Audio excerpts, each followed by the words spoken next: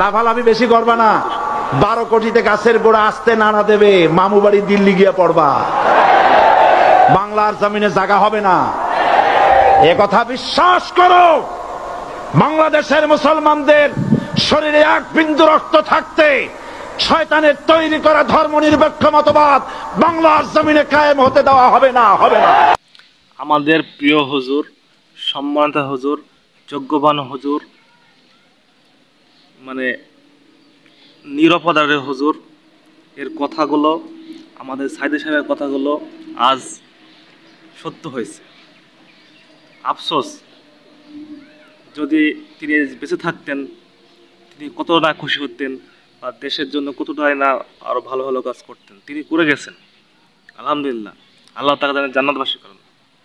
তার জন্য যদি তিনি বেঁচে থাকতেন, তিনি দেশকে মানে নতুন পর্যায়ে এগিয়ে নেওয়ার জন্য সিদ্ধান্ত দিতেন।